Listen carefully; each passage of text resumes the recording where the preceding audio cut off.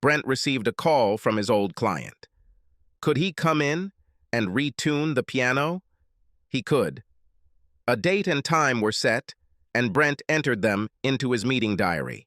On the appointed day, Brent walked up to the Williams house and rang the doorbell. To his surprise, it was not Mr. Williams who opened the door. Instead, an attractive young blonde stood there. Brent appreciated a beautifully defined female form as much as the next man, and he had to admit that this was one very beautiful female form. She was dressed casually in a loose-necked blouse and a miniskirt. Judging by the way her blouse hugged her chest, Brent could have sworn she wasn't wearing a bra. "Good morning," he said. "I'm Brent Masters. I have an appointment to tune a piano." "Oh, yes," the blonde blurted out. "Popsy said that someone would come to him to do this. He wanted to be here himself to see you, but he had to leave. I'm Mrs. Williams, but you can call me Carly." Carly turned and headed into the house, followed by a slightly puzzled Brent. He couldn't help but notice how lovingly her skirt fitted, and if she was wearing panties, they certainly didn't leave any visible marks on the material. Now that he thought about it, he remembered that Mr. Williams had married again. Given that Mr. Williams was in his 50s and Carly was hardly in her 20s, Brent suspected that she was a trophy wife. With that face and figure, she was probably an experienced gold digger, too. Sitting down at the piano, Brent ran his hand over the keys, listening to the sounds. Not bad, he thought. There are a few rough edges, but overall everything is pretty good. Brent assumed that Carly would leave him to continue her work. He should have been disappointed. He was reaching for some tuning forks when she spoke to him. "How do you know that the sounds are wrong?" As Brent turned to answer, he saw Carly leaning over the piano. His idle thoughts about her lack of a bra were answered on the spot. The loose neckline of the blouse gaped.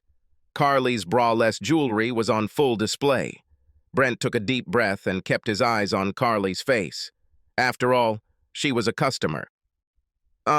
I compare the sound each note makes with my tuning forks if I'm not sure. I can usually tell by simply pressing a key. I have very acute hearing, but I really need silence while I'm doing the testing." "Certainly. You go straight ahead." "I just love watching an expert at work," Carly said. It wasn't what she said, Brent decided, but how she said it. "And there's nothing you can do about it or you'll end up looking like a fool." He took a deep breath and got to work. It was hell. Every time he wanted silence, Carly bombarded him with questions. She was constantly moving. She leaned over to look at his tools as her blouse fell open, showing off her assets. She leaned over the edge of the piano while her blouse was open and exposed her breasts. Standing on tiptoe and trying to look behind the piano, she somehow managed to unbutton her blouse and expose her femininity. The first time Brent was willing to concede may have been an accident. The same could happen with the second, and even the third. But there was no way the constant barrage of exposed breasts could be anything other than intentional. Carly was deliberately teasing him. Glancing briefly at her face in the mirror as she passed behind him, he saw the open mockery on her face. She had fun, arousing herself by showing her tits to a guy, knowing that he couldn't do anything about it. By the time Brent finished, her constant chatter and general distraction had nearly doubled the length of the visit. When he wrote the invoice, Brent was somewhat reluctant to charge Mr. Williams for a full day's work, since he had to complete half that time. Considering Carly's behavior, Brent thought that was fair enough. He was tempted to add a premium for dangerous work. Taking the bill from him, Carly looked at him. If you wait a minute, I'll write you a check," she said and ran out of the room, returning a minute later with a checkbook in her hand. She walked to the middle of the room and leaned over the coffee table to write out a check. Brent noted that it was a very low coffee table. Most people who would use it for recording would either be sitting or crouching rather than just bending over. They especially wouldn't turn their back to the man in the room and lean that far while wearing a miniskirt. Plus a flirty skirt. Of course, if they wanted to show you what was under your skirt, they could just do that. If Carly wanted to play games, then he would play games too. In the end, his work was finished. He casually moved closer to Carly and extended his hand down. Carly squealed and bolted upright, fighting his hand away. "Are you crazy?"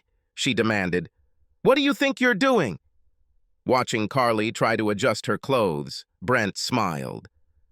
"If I were you, I wouldn't bother myself with this." Carly winced at this. "I wonder if she's gone too far." That was it, she realized when she saw Brent unzip his fly. "What do you think you're doing?"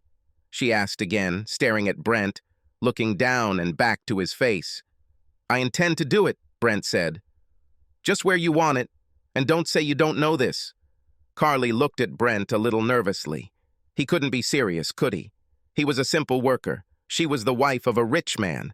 She couldn't afford to have sex with him. Brent reached under Carly's blouse and cupped her breast. "You've been showing me this for the last 2 hours," he stated. "Now it's time to act." Carly bit her lip but felt excitement wash over her. Brent was serious. He was going to use her, as if she were anyone. She lifted her skirt. Brent nodded with satisfaction.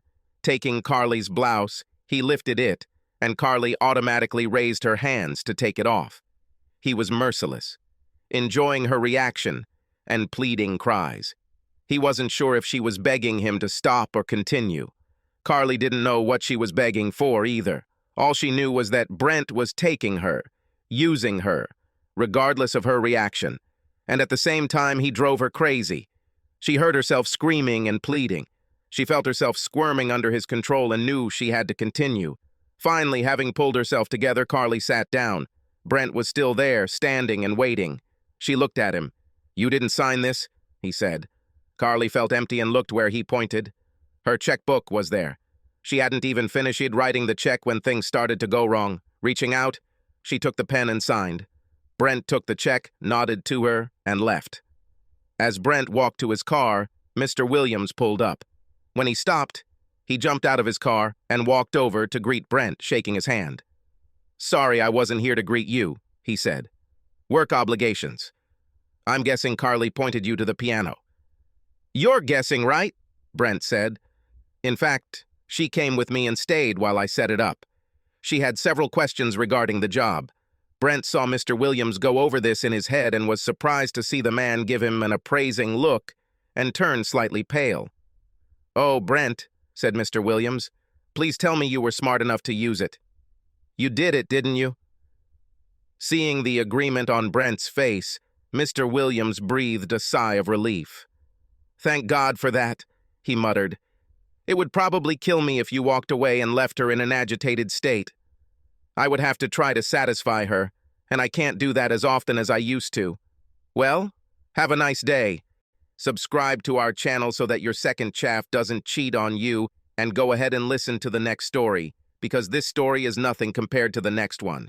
If you're under 18, don't even think about listening to the next one."